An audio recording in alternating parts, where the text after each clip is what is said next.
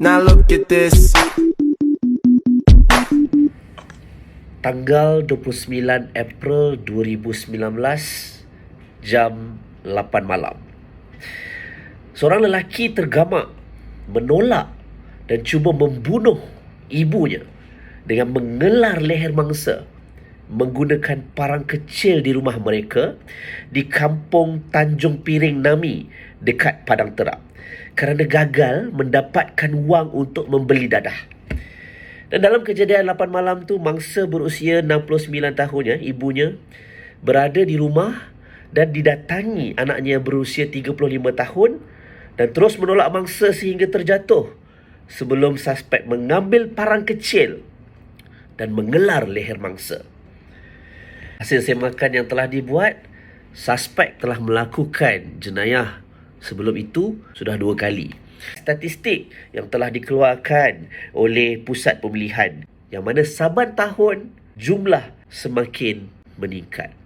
Dan rentetan daripada ini kita terpanggil untuk mengadakan bual bicara pada hari ini. Yang mana masalah penyalahgunaan dadah ini belum pernah selesai.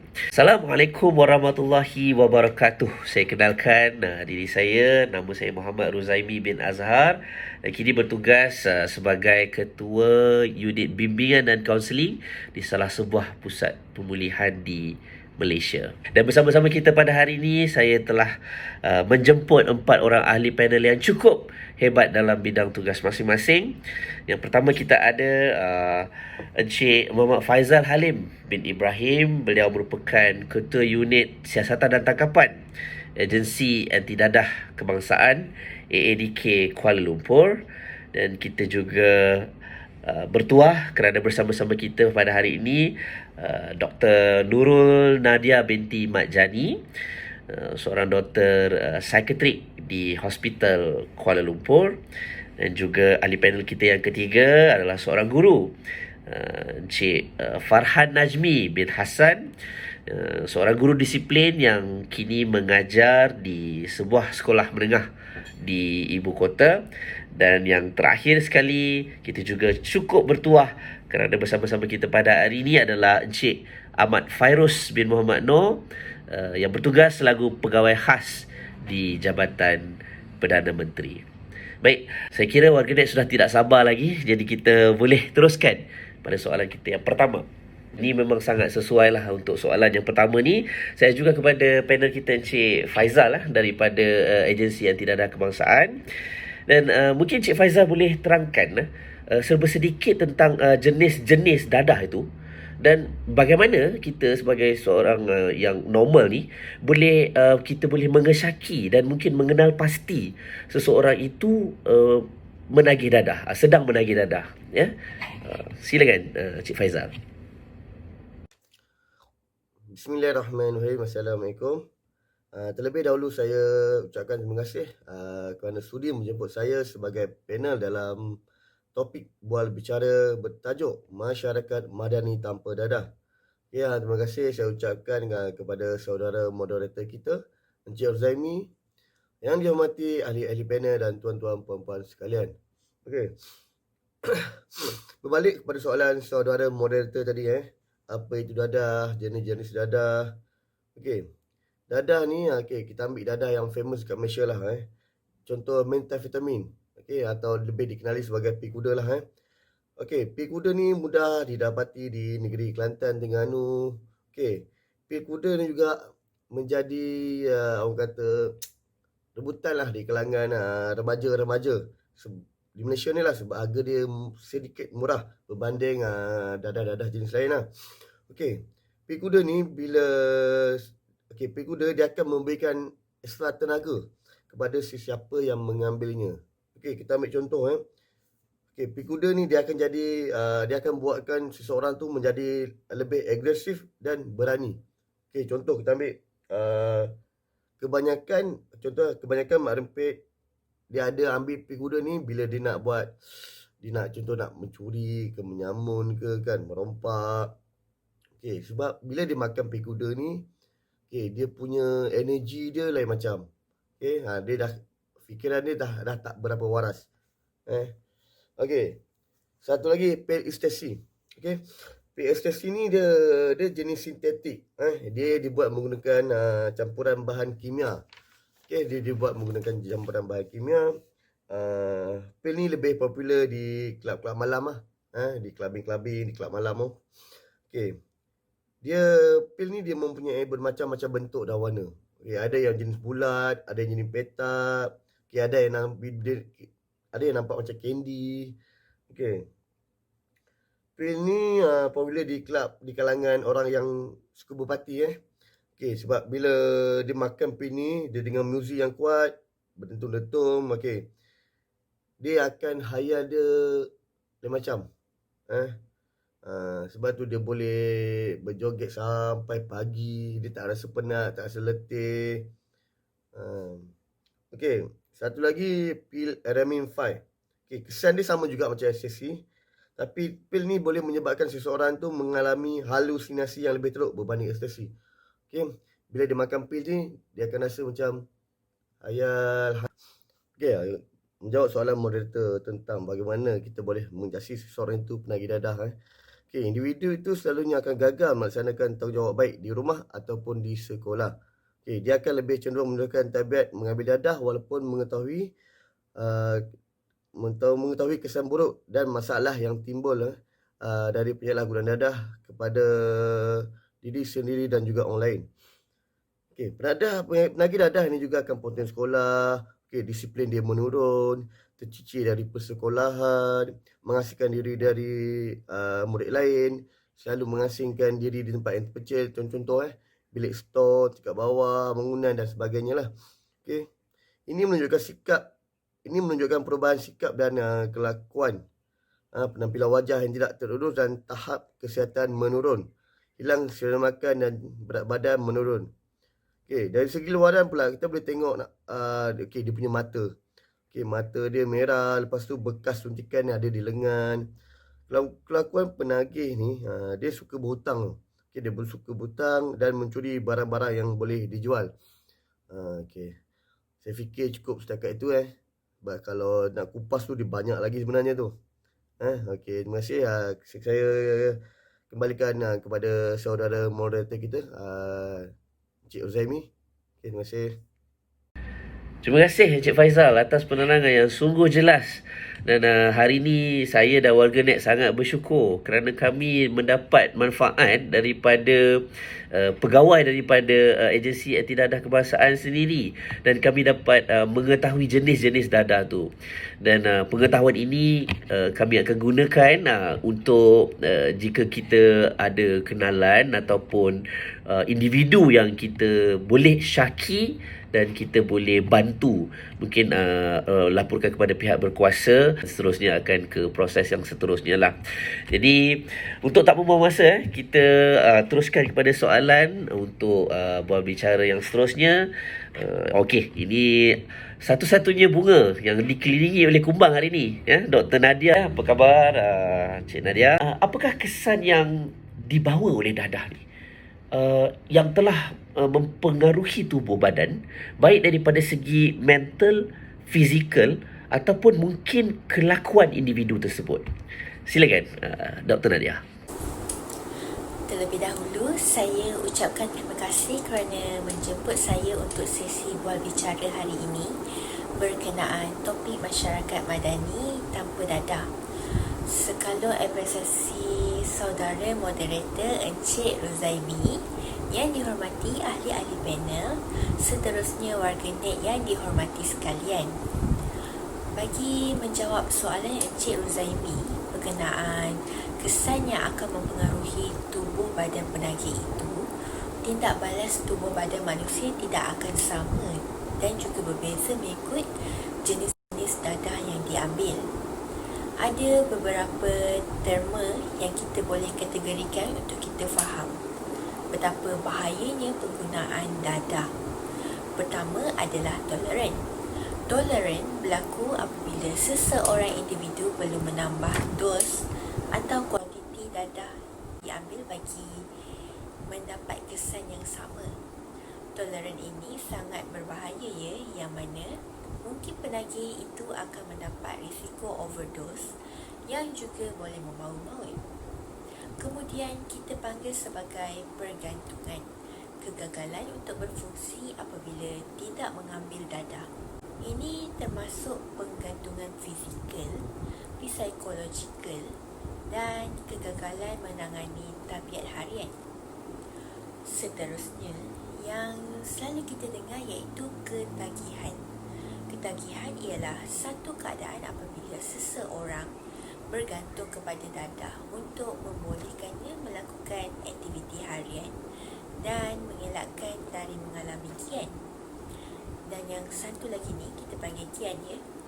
Gian adalah gejala yang dialami oleh penagih dadah kerana tindak balas sama ada mengurangkan keperluan dadah dari kebiasaan atau ingin berhenti terus dari mengambil dadah. Ini berlaku kerana tolerance sudah berlaku. Dalam peringkat ini, individu tersebut memang kena cekal.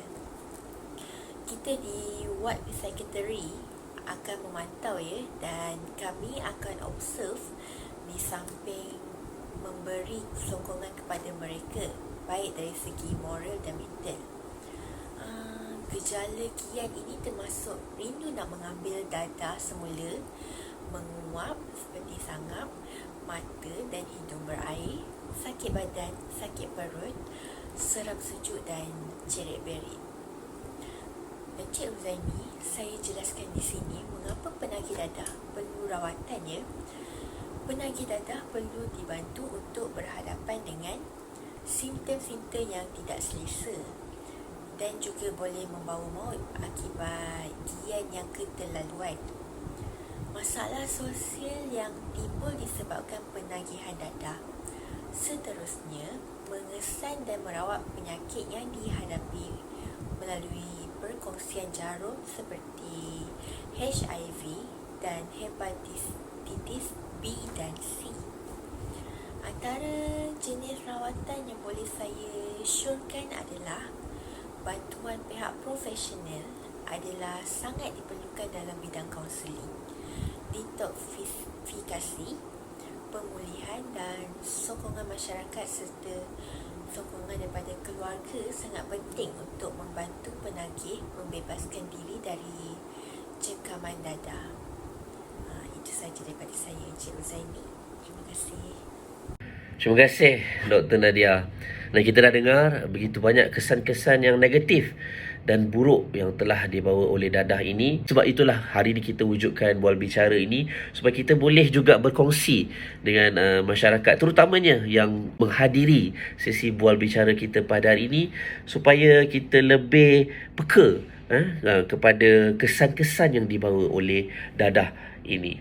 Cikgu Najmi mengajar di sekolah kan? Dan bagaimana keadaan di sekolah? Ada kes di sekolah ke cikgu? Dan apakah langkah-langkah atau tindakan yang diambil oleh pihak sekolah untuk mencegah gejala penyalahgunaan dadah ni, terutama di peringkat awal lah, di peringkat sekolah? Silakan cikgu. Okey, baik. Terima kasih Encik Uzaimi selaku moderator kita pada malam ni. Rakan-rakan panel yang hebat-hebat semuanya pada malam ni serta para hadirin yang dihormati sekalian. Kalau ikutkan, saya mengajar di sekolah ni tak lama, baru 5 tahun macam tu. So far, Alhamdulillah, memang tiada kegiatan sedemikian di sekolah.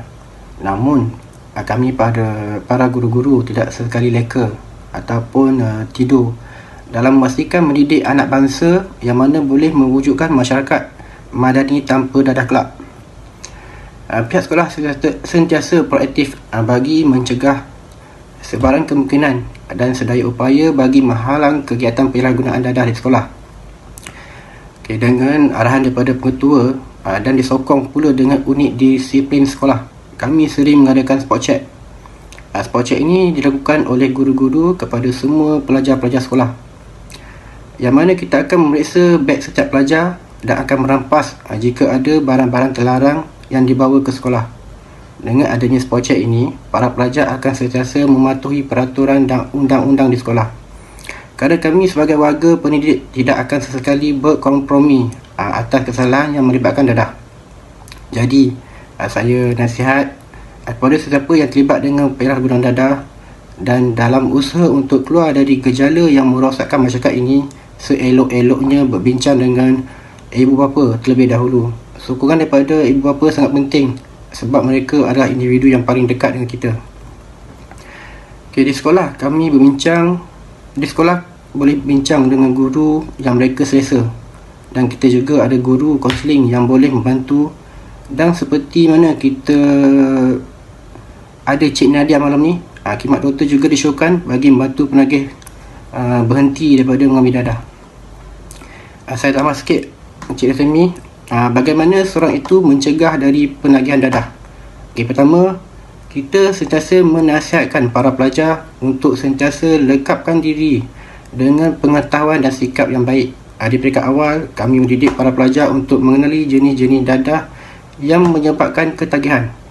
Kami juga akan menekankan para pelajar bagaimana menghadapi tekanan rakan sebaya dengan berkesan, dengan bertindak tegas, belajar bagaimana untuk kita berkata tidak.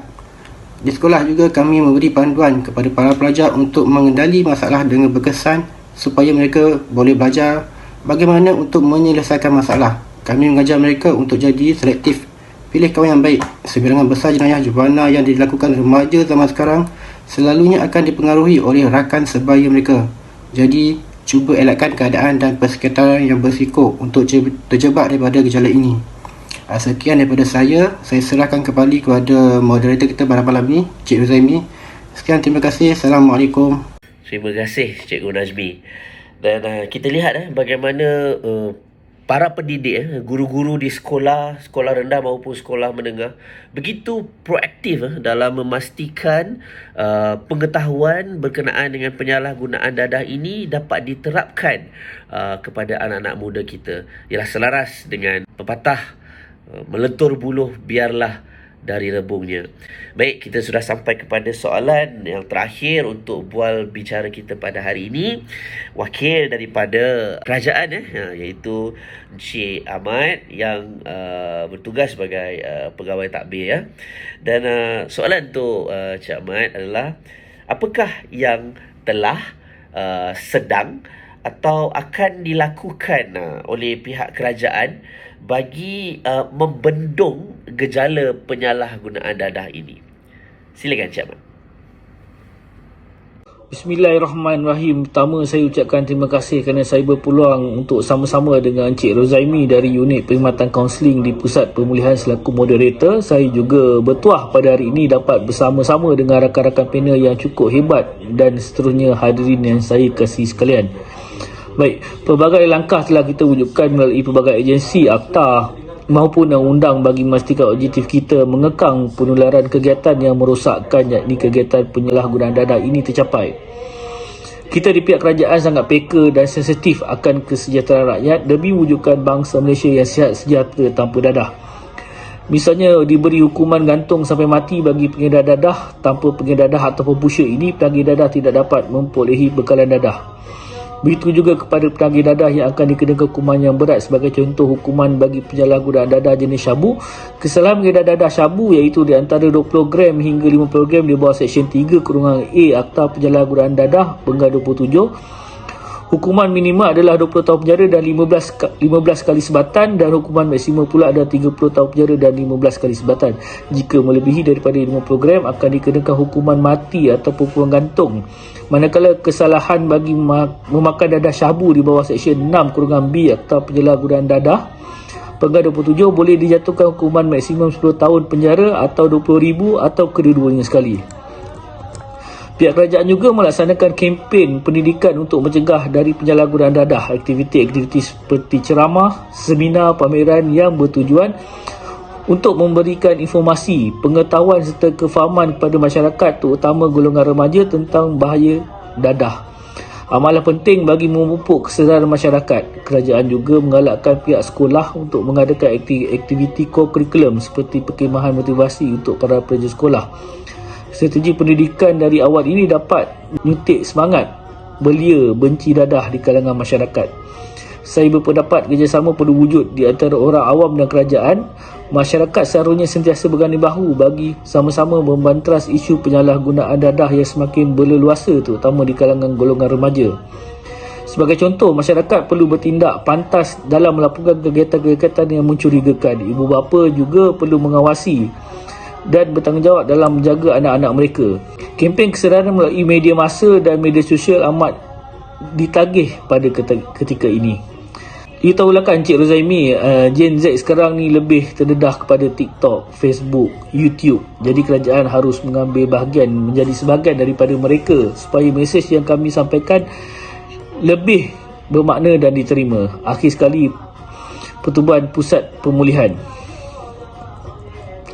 Okey, pihak kerajaan juga telah menubuhkan 26 pusat pemulihan dadah di seluruh Malaysia yang bertujuan untuk memberi rawatan kepada penagih dari pelbagai peringkat umur, bangsa maupun agama. Pusat pemulihan yang diwujudkan untuk membantu penagih dadah bebas dari dadah ini juga menyediakan aktiviti atau kegiatan yang positif untuk kesihatan mental dan fizikal mereka. Sokongan dari keluarga di samping bimbingan sewaktu di pusat pemulihan diharap dapat mengurangkan gejala penjangkauan dadah sekaligus membenteras kegiatan yang membunuh ini. Bak kata pepatah, kehidupan penagih dadah ini seperti rumput di tepi jalan, tidak dipedulikan oleh keluarga dan masyarakat.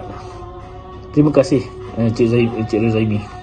Terima kasih Encik Ahmad Fairuz atas penerangan dan juga penjelasan untuk memastikan masyarakat bersama-sama dapat mengekang dan juga bersama-sama mengambil bahagian dalam memastikan masalah penyalahgunaan dadah ini dapat dibendung.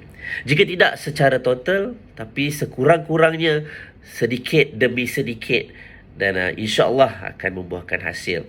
Jadi terima kasih saya ucapkan kepada semua ahli panel sekali lagi, dan juga terima kasih saya ucapkan terutamanya warganet yang menghadiri sesi bual bicara kita pada hari ini. Diharapkan ilmu, manfaat dan pengetahuan yang kita dapat pada hari ini dapat disebarkan kepada kaum keluarga, sahabat andai maupun rakan-rakan di pejabat, kerana kita sedar bahawa masalah penyalahgunaan dadah ini akan merosakkan masa depan Malaysia.